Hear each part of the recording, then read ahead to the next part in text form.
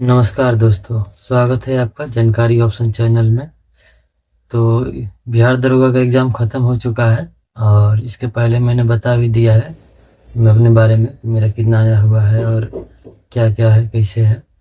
और तो अब चलते हैं कि कट ऑफ क्या रहेगा, इसके बारे में बात कर लेते हैं। तो कट ऑफ अगर और मेरे अनुमानता रहेगा तो जिसका 65 नंबर है, 65 क्वेश्चन मतलब सही हो रहा है, तो उसका मतलब सेफ जोन में है। क्योंकि जितना भी लड़का से हम बात किए हैं तो सबको यही बता रहा है, कोई 60, कोई 62, कोई 65, कोई 68, कोई 55 वाला भी है। तो जनरल के लिए हम मानते हैं कि 65 सेफ स्कोर है। 65 अगर आ रहा है तो आप मेंस की तैयारी करें। और ओबीसी के लिए उसी के आसपास 62-63 या आसपास रहेगा। तो अब आप तैयारी में लग सकते हैं जिसका इतना आ रहा है, और मैक्सिमम लड़कों का इतना आ रहा है। और कुछ अफवाहें फैली हैं कि पेपर लीक हुआ है। पेपर लीक हुआ है तो पेपर बाहर तो नहीं आना चाहिए था, लेकिन जो अटेंडेंस बनाता है वो, और कुछ एक लड़का है जो जिसका ओएमआर शीट भी आ गया है नाम के साथ, वो भी मतलब पेपर आउट बाहर कर दिया है। और ये पहले हुए के बाद में हुआ है तो इसकी कोई जानकारी नहीं है। अगर आयोग जांच करेगा तो मालूम चलेगा कि क्या बात है, कैसे है। और तो इसका तैयारी कैसे करना है, तो क्या इसमें हम लोग पीवाईक्यू से सपोर्ट ले सकते हैं या नहीं। देखिए, जिस तरह से अभी सिनेरियो चल रहा है एग्ज़ाम का, पीवाईक्यू का कोई मतलब वैल्यू रह नहीं गया है। बहुत कम ही क्वेश्चन पीवाईक्यू से मतलब टच कर रहा है। जैसे समझ लीजिए तो छोटा-छोटा, जैसे टाइगर रिज़र्व हो गया, दिवस हो गया, या जो पुराना पैटर्न जैसे था कि अभ्यास हो गया। अभी अभ्यास में पूछ रहा है कि कौन सी मतलब, जैसे नौसेना में पूछ रहा है तो कौन सा उसमें जहाज मतलब यूज किया गया था, वो उसके बारे में पूछ रहा है। अब ऐसा नहीं है कि सीधे सीधे पूछ दे रहा है कि एक वेरिएंट किसके किसके बीच हुआ है, इस टाइप से नहीं पूछ रहा है। तो थोड़ा डीपली पढ़ना पड़ेगा। तो पीआईक्यू का हम ले सकते हैं। पीआईक्यू में 20 से 30 क्वेश्चन का ही अनुमान है, उससे ज़्यादा नहीं मतलब टच करेगा या उस पैटर्न पर आएगा पीआईक्यू। और बात कर लेते हैं कि तब क्या पढ़ें। तो सबसे सिंपल उपाय है यही कि जो आप मतलब प्रीलिम्स के लिए जो सब्जेक्टिव पढ़े हैं उसी को दोबारा रिवीजन करें। इसका सबसे सिंपल उपाय है, उसी को रिवीजन करना है। हम भी वही कर रहे हैं और वही भी करेंगे। जो मतलब हिस्ट्री, ज्योग्राफी, पॉलिटी है जो पढ़ लिए हैं उसको दोबारा रिवीजन करें ताकि कॉन्सेप्ट क्लियर हो जाए। जो कथन वाला क्वेश्चन आ रहे हैं उसमें भी आएंगे, जाहिर सी बात है, वो तो मेंस है, उसमें आएगा ही। और बात रह गई मैथ रीजनिंग का, तो मैथ रीजनिंग का कई दशकों से मतलब वेटेज उसका बढ़ते आया है, कम से कम 15-20 ऐसे करते बढ़ते आया है। हालांकि इस बार देखना है कि क्या करेगा आयोग, क्योंकि प्रीलिम्स में तो 4-5 क्वेश्चन, किसी में 6 क्वेश्चन ऐसा ही पूछा हुआ था। वो भी मतलब एक क्वेश्चन में 3-4 क्वेश्चन घुसा दिया था।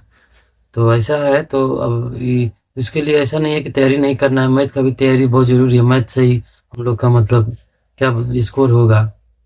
और कम से कम 150 प्लस चाहिए तभी मेरिट बनेगा। क्योंकि पिछला बार भी 150, 152, 154 जिनका आया था उन्हीं का रिजल्ट हुआ था। तो अगर इसमें हम 70 करते हैं तो मुश्किल है, इसमें संभावना है नहीं मेंस में रिजल्ट रहने का। तो इसलिए सबसे पहले वही करेंगे जो हम लोग पढ़ चुके हैं, तो उसको कॉन्सेप्ट क्लियर करेंगे, दोबारा उसको रिविजन करेंगे।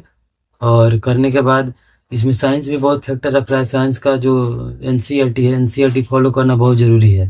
बिना एनसीईआरटी के हम लोग मतलब कर नहीं सकते हैं। जैसे मैं उसमें पूछा हुआ था, क्या बोलते हैं, वृत्तीय गति के बारे में, ये संवेग के बारे में, ये सब तो सब कॉन्सेप्ट क्लियर होना चाहिए एकदम पूरा। उसके बारे में डिटेल एकदम जानकारी होना चाहिए तभी बनेगा, नहीं तो कथन वाला तो भूल ही जाइए। अगर कॉन्सेप्ट क्लियर नहीं है तो बनेगा ही नहीं।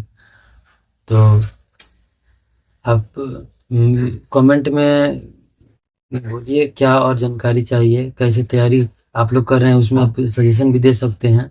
और बुक की बात करें तो अभी कोई बुक नया नहीं लेना है, जो पुराना वाला है, जो जैसे दृष्टि हो गया या सार संग्रह हो गया या घटना चक्र हो गया, जो आप पढ़े हैं उसी को दोबारा रिवीजन करना है। ऐसा नहीं है कि मतलब कुछ नया कुछ पढ़ा, नया कुछ पढ़िएगा तो आपको टाइम ज़्यादा लगेगा उसको कवर करने के लिए, फिर रिवीजन नहीं हो पाएगा। अगर आपको टाइम ज़्यादा दे रहे हैं तो उसमें थोड़ा बहुत जो आपको कॉन्सेप्ट क्लियर नहीं है या कवर नहीं किए हैं चैप्टर, उसको आप कर सकते हैं। उसको टाइम दीजिए। जैसे कि आप इम्पोर्टेंट क्वेश्चन है पसाड़ युगीन, पसाड़ काल, ये सब नहीं पढ़े हैं तो उसको मतलब पढ़ लीजिए, क्योंकि मेंस में क्वेश्चन आएगा ही। बहुत सारा टॉपिक है, जैसे स्वतंत्रता संग्राम है जिसमें बहुत सारा छूट भी जाता है, तो उसको भी आप मतलब देखते रहिए। तैयारी आप कैसे करेंगे, तो मेरा जो है कि मैं जो पहले पढ़ा हूँ वही मतलब फिर से रिवीजन करना हम शुरू कर रहे हैं। साइंस और जो थी पॉलिटी, मेरा मैथ ठीक ठाक है, उसमें कोई दिक्कत ना है। मैथ भी, लेकिन फिर भी मेरा मैथ बनाना बहुत ज़रूरी है। और रीजनिंग 4-5 पूछेगा तो कोई ज़्यादा टफ नहीं है, वो हो जाएगा। और आप लोग को और कोई भी जानकारी चाहिए, अभी क्लास मतलब हो सकता है कि पटना में है तो क्लास भी वही चालू होगा, टारगेट बैच, तो उसके बारे में भी हम आपको जानकारी दे देंगे। अगर कोई आकर यहाँ पर पटना में आकर क्लास करना चाहता है या ऑनलाइन भी, इसके बारे में हम जानकारी दे देंगे कौन सा क्लास शुरू हुआ है। और 2 कोचिंग आप लोग जानते ही हैं, सबसे फेमस फेमस दरोगा के लिए, तो क्लास शुरू होगा तो हम आपको बता देंगे। और ऑनलाइन भी आप लोग क्लास लेके पढ़ सकते हैं टारगेट बैच का, ठीक है। ज़्यादा मैं कहना चाहूँगा कि आप लोग सेल्फ स्टडी पर ज़्यादा ध्यान दीजिएगा, क्योंकि सेल्फ स्टडी ही मतलब स्कोर बहुत ज़्यादा बढ़ा रहा है। लेकिन पिछला बार मेरा 112-14 नंबर आया हुआ था, तो मतलब उतना हम के मतलब को क्लास पर ही डिपेंड रह गए थे, इसीलिए सेल्फ स्टडी भी करना बहुत ज़रूरी है। बिना सेल्फ स्टडी के रिजल्ट नहीं होगा। तो इस बार हम मतलब तय किए थे, पिछले बार से सीख लिए थे कि क्लास जो कर लिए हैं उसको रिवीजन करना है, सेल्फ स्टडी बहुत ज़रूरी है। बिना सेल्फ स्टडी के आप कुछ नहीं कर सकते हैं, कितना क्लास कीजिएगा उसी समय क्लास में ही रहता है, बात उसी समय ख़त्म हो जाता है। तो हम आप लोग से निवेदन है कि आप लोग मतलब अगर रिजल्ट आना चाहता है तो उसको पढ़िए, सेल्फ स्टडी कीजिए। धन्यवाद।